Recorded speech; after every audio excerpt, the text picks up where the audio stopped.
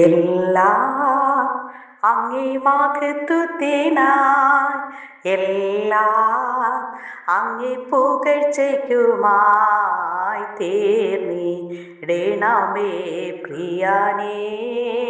തിരുനാമമുയർന്നിടട്ടെ. എല്ലാം അങ്ങേ മഹത്വത്തിനായി, സ്നേഹത്തിലൂടെ എല്ലാം കാണുവാൻ, ദൈവ സ്നേഹത്തിൽ തന്നെയെല്ലാം ചെയ്യുവാൻ, എന്നിൽ നിൻ സ്വഭാവം പകരണമേ. ദിവ്യ തേജസ്സാൽ എന്നെ നിറയ്ക്കണമേ. എല്ലാം അങ്ങേ മഹത്വത്തിനായി, ആത്മാവിൻ ശക്തിയോടെ ജീവിപ്പാൻ, ആത്മാ നൽവരങ്ങൾ നിത്യവും പ്രകാശിപ്പാൻ, ആത്മദായക നിരന്തരമായി എന്നിലാത്മദാനങ്ങൾ പകരണമേ. എല്ലാം അങ്ങേ മഹത്വത്തിനായി, നിന്റെ പേരിൽ ഞങ്ങൾ ചെയ്യും വേലകൾ, തിരുനാമവും ധരിച്ചു ചെയ്യും ക്രിയകൾ, ഭൂവിൽ ഞങ്ങൾക്കല്ല വാനവനെ, അങ്ങേ വാഴ്വിനായി മാത്രം തീരണമേ. എല്ലാം അങ്ങേ മഹത്വത്തിനായി, വക്രത നിറഞ്ഞ പാപലോകത്തിൽ നീ വിളിച്ചു വേർതിരിച്ച നിഞ്ജനം, നിന്റെ പൊന്നു നാമ മഹത്വത്തിനായി ദിനം ശോഭിപ്പാൻ കൃപ നൽകണമേ. എല്ലാം അങ്ങേ മഹത്വത്തിനായി. സ്തോത്രം. വിശുദ്ധ വേദഭാഗം 115 സങ്കീർത്തനം 11 മുതൽ 18 വരെയുള്ള തിരുവചനങ്ങൾ. യഹോവ ഭക്തന്മാരെ, യഹോവയിൽ ആശ്രയിപ്പിൻ, അവൻ അവരുടെ സഹായവും പരിചയും ആകുന്നു. യഹോവ നമ്മെ ഓർത്തിരിക്കുന്നു, അവൻ അനുഗ്രഹിക്കും. അവൻ ഇസ്രായേൽ ഗൃഹത്തെ അനുഗ്രഹിക്കും, അവൻ അഹരോൻ ഗൃഹത്തെ അനുഗ്രഹിക്കും. അവൻ യഹോവ ഭക്തന്മാരായ ചെറിയവരെയും വലിയവരെയും അനുഗ്രഹിക്കും. യഹോവ നിങ്ങളെ മേൽക്കുമേൽ വർദ്ധിപ്പിക്കട്ടെ, നിങ്ങളെയും നിങ്ങളുടെ മക്കളെയും തന്നെ. ആകാശത്തെയും ഭൂമിയെയും ഉണ്ടാക്കിയ യഹോവയാൽ നിങ്ങൾ അനുഗ്രഹിക്കപ്പെട്ടവർ ആകുന്നു. സ്വർഗം യഹോവയുടെ സ്വർഗമാകുന്നു, ഭൂമിയെ അവൻ മനുഷ്യർക്ക് കൊടുത്തിരിക്കുന്നു. മരിച്ചവരും മൗനതയിൽ ഇറങ്ങിയവർ ആരും യഹോവയെ സ്തുതിക്കുന്നില്ല. നാമോ ഇന്നു മുതൽ എന്നേക്കും യഹോവയെ വാഴ്ത്തും, യഹോവയെ സ്തുതിപ്പിൻ. ഈ തിരുവചനങ്ങളാൽ ദൈവം ഏവരെയും സമൃദ്ധിയായി അനുഗ്രഹിക്കുമാറാകട്ടെ. ആമേൻ. വിശുദ്ധ വേദഭാഗത്തിലെ ഒരു വാക്യം കൂടി നമുക്ക് ചിന്തിക്കാം. സൗന്ദര്യവും സൗരഭ്യവുമുള്ള ജീവിതം എന്നതിനെ കുറിച്ച് ഉത്തമഗീതം 2:1. ഞാൻ ശാരോനിലെ പനിനീർ പുഷ്പം. ഹല്ലേലൂയ. പൂക്കളുടെ രാജ്ഞിയാണ് പനിനീർ പുഷ്പം. ചില പൂക്കൾ സൗരഭ്യമുള്ളവയായിരിക്കും, എന്നാൽ സൗന്ദര്യമുണ്ടായിരിക്കുകയില്ല. മറ്റു ചിലത് സൗന്ദര്യം ഉള്ളവ ആയിരിക്കും, എന്നാൽ സൗരഭ്യം ഉണ്ടായിരിക്കുകയില്ല. എന്നാൽ പനിനീർ പുഷ്പം സൗന്ദര്യവും സൗരഭ്യവും ഉള്ളതാണ്. ക്രിസ്തുവിന്റെ കാന്തയായ നമ്മുടെ ജീവിതവും അതുല്യമായ സൗന്ദര്യവും സൗരഭ്യവും മാധുര്യവും ഉള്ളതായിരിക്കണം. എൻ്റെ പ്രിയേ, നീ സർവാംഗ സുന്ദരി, നിന്നിൽ യാതൊരു ഊനവും ഇല്ല. 60 രാജ്ഞികളും 80 വെപ്പാട്ടികളും അസംഖ്യ കന്യകമാരും ഉണ്ടല്ലോ. എൻ്റെ പ്രാവും എൻ്റെ നിഷ്കളങ്കയുമായവളോ ഒരുത്തി മാത്രം എന്ന് ഉത്തമഗീതം 4:7 കാണുന്നു. ഹല്ലേലൂയ. റോസാ പുഷ്പം അഥവാ പനിനീർ പുഷ്പത്തിന്റെ ചുറ്റുമുള്ളുകളാണ്.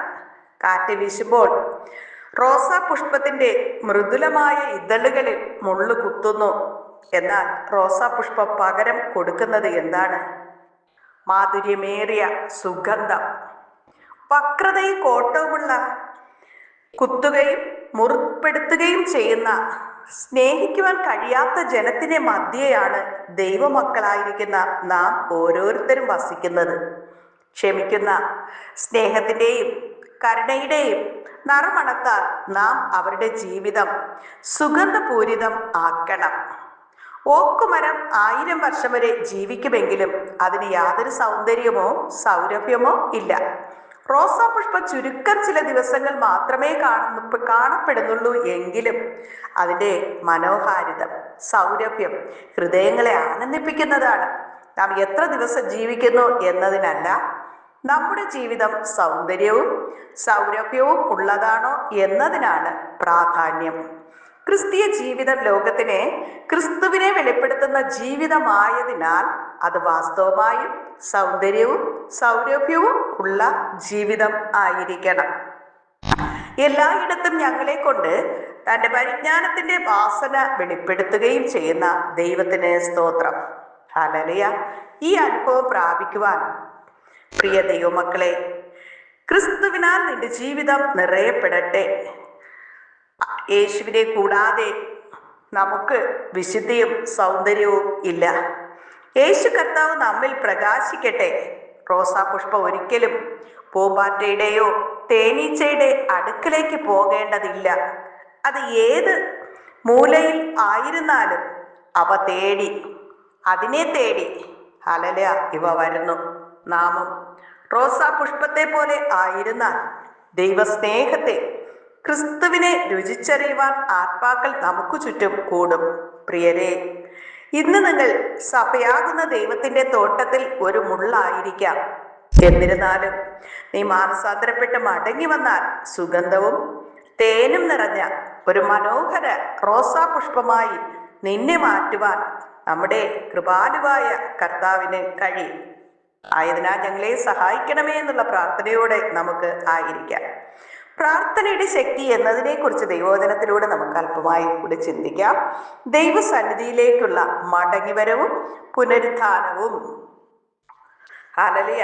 പ്രാർത്ഥന ഒരു മത ആചാരക്രമമോ മാത്രമല്ല, അത് ജീവനുള്ള ദൈവവുമായുള്ള ആത്മീയ സംഭാഷണമാണ്. പ്രാർത്ഥനയിലൂടെ മനുഷ്യൻ ദൈവസന്നിധിയിലെത്തുകയും തൻ്റെ ഹൃദയം തുറക്കുകയും ചെയ്യുന്നു. ദൈവം തൻ്റെ മക്കളുടെ പ്രാർത്ഥന കേൾക്കുന്നവനും മറുപടി നൽകുന്നവനും അവരെ നടത്തുകയും ശക്തിപ്പെടുത്തുകയും ചെയ്യുന്ന ദൈവമാണ്.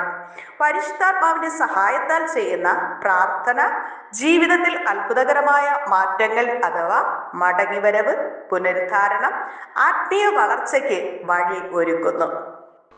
പ്രാർത്ഥനയുടെ പ്രാധാന്യം 1 തെസ്സലോനിക്കർ 5:17. ഇടവിടാതെ പ്രാർത്ഥിപ്പിൻ. ഫിലിപ്പിയർ 4:6-7.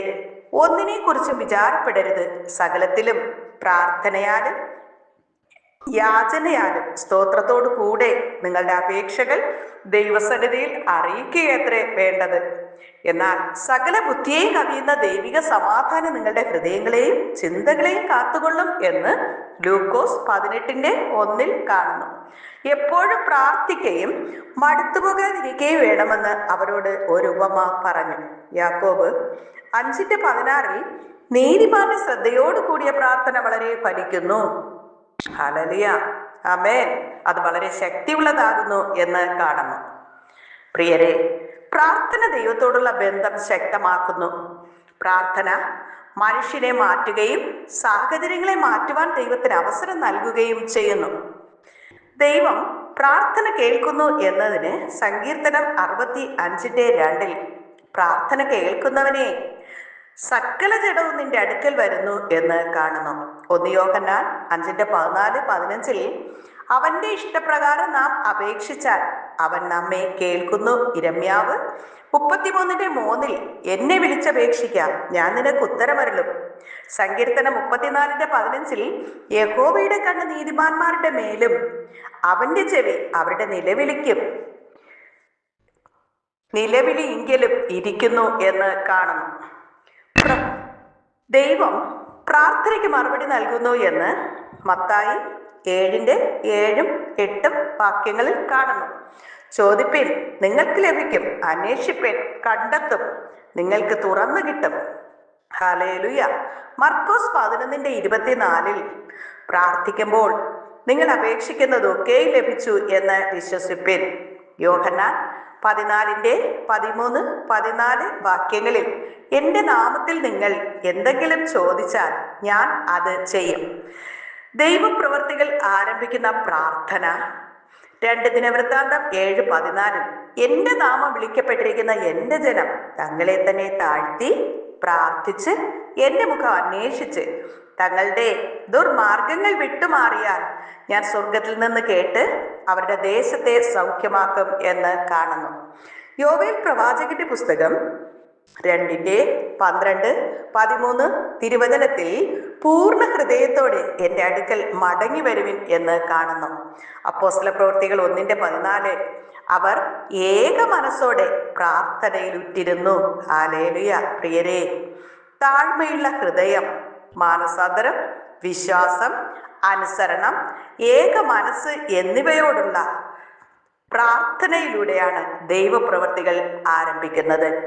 പരിശുദ്ധാത്മാവിന്റെ നടത്തിപ്പിലുള്ള പ്രാർത്ഥന എങ്ങനെയായിരിക്കണം എന്ന് റോമർ 8:26-27 കാണുന്നു.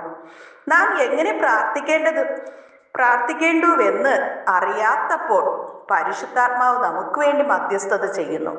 എഫേസ്യർ 6:18 എല്ലാ സമയത്തും ആത്മാവിൽ പ്രാർത്ഥിച്ചു കൊള്ളുവിൻ. യൂദ ഹല്ലേലൂയ 20 വാക്യത്തിൽ പരിശുദ്ധാത്മാവ് പ്രാപിച്ചുകൊണ്ട് നിങ്ങളെ തന്നെ വിശുദ്ധ വിശ്വാസത്തിൽ പണിയുവിൻ എന്ന് കാണുന്നു. പ്രാർത്ഥിക്കുന്ന ഭക്തന്മാർക്ക് വേണ്ടി ദൈവത്തിന്റെ കരുതൽ. ഹല്ലേലൂയ. യെശയ്യാവ് 41:10 ഭയപ്പെടേണ്ട, ഞാൻ നിന്നോട് കൂടെയുണ്ട്. യെശയ്യാവ് 40:31 യഹോവയെ കാത്തിരിക്കുന്നവർ ശക്തിയെ പുതുക്കും. സങ്കീർത്തനം 91 അത്യുന്നതന്റെ മറവിൽ വസിക്കുന്നവൻ, സർവശക്തന്റെ നിഴലിൻ കീഴിൽ പാർക്കുകയും ചെയ്യുന്നവൻ. ഹല്ലേലൂയ. സങ്കീർത്തനം 121:7-8 വാക്യങ്ങളിൽ യഹോവ നിന്റെ പോക്കിനെയും വരവിനെയും കാത്തുകൊള്ളുന്നു എന്ന് കാണുന്നു. പ്രാർത്ഥനയിലൂടെ ലഭിക്കുന്ന ദൈവിക സ്വഭാവം എന്താണ് എന്ന് ഗലാത്യർ 5:22-23 വാക്യങ്ങളിൽ കാണുന്നു. ആത്മാവിന്റെ ഫലമോ സ്നേഹം, സന്തോഷം, സമാധാനം, ദീർഘക്ഷമ, ദയ, വിശ്വസ്തത, സൗമ്യത, ഇന്ദ്രിയജയം എന്ന് കാണുന്നു. റോമർ 12:2 ഈ ലോകത്തോട് അനുരൂപം ആകാതെ ഹല്ലേലൂയ മനസ്സ് പുതുക്കി രൂപാന്തരപ്പെടുവാനാണ് നമ്മോട് ആവശ്യപ്പെടുന്നത്. 2 കൊരിന്ത്യർ 3:18 കർത്താവിന്റെ ആത്മാവിനാൽ മഹിമയിൽ നിന്ന് മഹിമയിലേക്ക് രൂപാന്തരപ്പെടുന്നു. മടങ്ങിവരവും പുനരുദ്ധാരണവും. യോവേൽ 2:25 വെട്ടുക്കിളികൾ തിന്നുകളഞ്ഞ വർഷങ്ങളെ ഞാൻ നിങ്ങൾക്ക് തിരികെ തരും. ഹോശേയ 6:1 വരുവിൻ, നാം യഹോവയുടെ അടുക്കൽ മടങ്ങിച്ചെല്ലാം. സങ്കീർത്തനം 51:10-12 വരെ ശുദ്ധ ഹൃദയം എന്നെ സൃഷ്ടിക്കണമേ, രക്ഷയുടെ സന്തോഷം എനിക്ക് മടക്കി തരണമേ. ഇരമ്യാവ് 29:11 നിങ്ങൾക്കുള്ള എൻ്റെ വിചാരങ്ങൾ സമാധാനത്തിനുള്ളവയാണ് എന്ന് കാണുന്നു. ബൈബിളിലൂടെ പ്രാർത്ഥനയുടെ ശക്തിക്ക് അനേക ഉദാഹരണങ്ങളുണ്ട്. ഹല്ലേലൂയ. പ്രാർത്ഥനയിലൂടെ ഹന്നയ്ക്ക് ശമൂവേലിനെ ലഭിച്ചു. 1 ശമൂവേൽ 1 അത് കാണുന്നു. ഏലിയാവ് പ്രാർത്ഥിച്ചപ്പോൾ മഴ നിർത്തുകയും വീണ്ടും പെയ്യുകയും ചെയ്തു എന്ന് യാക്കോബ് 5:17-18 കാണുന്നു. ദാനിയേൽ പ്രാർത്ഥനയിൽ ഉറച്ചു നിന്നപ്പോൾ ദൈവസിംഹങ്ങളുടെ വായ് അടച്ചു കളഞ്ഞു. ദാനിയേൽ 6. യഹോശാഫാത്ത് പ്രാർത്ഥിച്ചപ്പോൾ ദൈവം യുദ്ധം നടത്തി ജയിപ്പിച്ചു. 2 ദിനവൃത്താന്തം 2:20 സഭ ഹല്ലേലൂയ പത്രോസ് തടവിലായിരുന്നപ്പോൾ പ്രാർത്ഥിച്ചു. ദൈവം അത്ഭുതകരമായി വിടുവിച്ചു എന്ന് അപ്പോസ്തലപ്രവൃത്തി 12 കാണുന്നു. പ്രാർത്ഥനയിലൂടെ ലഭിക്കുന്ന അനുഗ്രഹങ്ങൾ എന്താണ് എന്ന് നമുക്ക് നോക്കാം. ദൈവം പ്രാർത്ഥനയിലൂടെ നമുക്ക് സമാധാനം നൽകുന്നു, ആത്മശക്തി നൽകുന്നു. പാപത്തിൽ നിന്നുള്ള വിടുതൽ, ജ്ഞാനവും വിവേകവും രോഗശാന്തിയും ആത്മാശ്വാസവും കുടുംബാനുഗ്രഹവും ശത്രുവിന്മേൽ ജയവും ദൈവഹിതം തിരിച്ചറിയുവാനുള്ള കൃപയും പുതിയ പ്രത്യാശയും പുതുക്കപ്പെട്ട ജീവിതവും സമാപന സന്ദേശവുമായി ദൈവത്തിൻ്റെ ഹല്ലേലൂയ ശക്തി നമ്മുടെ മേൽ ഉണ്ടായിരിക്കും. ഹല്ലേലൂയ. പ്രിയരെ, പ്രാർത്ഥന ദൈവത്തിൻ്റെ ഹൃദയത്തെ സ്പർശിക്കുന്ന ശക്തിയാണ്. മനുഷ്യന്റെ കഴിവുകൾ അവസാനിക്കുന്നിടത്ത് നിന്നാണ് ദൈവത്തിൻ്റെ പ്രവൃത്തികൾ ആരംഭിക്കുന്നത്. ഹൃദയവിശുദ്ധിയോടും വിശ്വാസത്തോടും മാനസാന്തരത്തോടും പരിശുദ്ധാത്മാവിന്റെ നടത്തിപ്പിനാലുമായി നാം പ്രാർത്ഥിക്കുമ്പോൾ ദൈവം കേൾക്കുകയും മറുപടി നൽകുകയും ചെയ്യുന്നു. തകർന്ന ജീവിതങ്ങളെ പുനരുദ്ധരിപ്പിക്കുന്നവനും ക്ഷീണിച്ചവർക്ക് ശക്തി നൽകുന്നവനും നഷ്ടപ്പെട്ട വർഷങ്ങൾ വീണ്ടെടുക്കുന്നവനും ദൈവം ആണ്. അതുകൊണ്ട് ഇടവിടാതെ പ്രാർത്ഥിക്കുക, ദൈവസന്നിധി നിലനിൽക്കുക, ദൈവത്തിന്റെ വചനത്തിൽ ഉറച്ചു നിൽക്കുക. അപ്പോൾ ദൈവം തക്ക സമയത്ത് അത്ഭുതകരമായ വാതിലുകൾ തുറന്ന് തൻ്റെ മഹത്വം വെളിപ്പെടുത്തും. ഇടവിടാതെ പ്രാർത്ഥിപ്പിൻ. 1 തെസ്സലോനിക്കർ 5:17. എന്നെ വിളിച്ചപേക്ഷിക്ക, ഞാൻ നിനക്ക് ഉത്തരം അരുളും എന്ന് യിരെമ്യാവ് 33:3 കാണുന്നു. നീതിമാന്റെ ശ്രദ്ധയോടുകൂടിയ പ്രാർത്ഥന വളരെ ഫലിക്കുന്നു, അത് വളരെ ശക്തിയുള്ളതായി തീരുന്നു എന്ന് യാക്കോബ് 5:16 കാണുന്നു.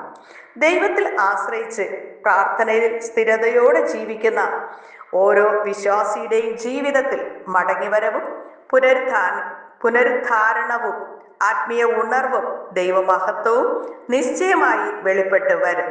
അതിനായി ഞങ്ങളെയും സഹായിക്കണമേ എന്ന് നമുക്കൊരുമിച്ച് യേശുവിനോട് പ്രാർത്ഥിക്കാം. സ്നേഹവാനായ നല്ല ദൈവമേ കർത്താവേ, ഒരിക്കൽ കൂടി അങ്ങയുടെ സന്നിധിയിൽ കടന്നു വരാൻ തന്ന മകൾ ഭാഗ്യത്തിനായ സ്തോത്രം.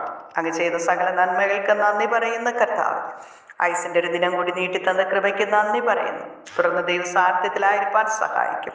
യേശുവൻ നാമത്തിൽ തന്നെ ആമേൻ.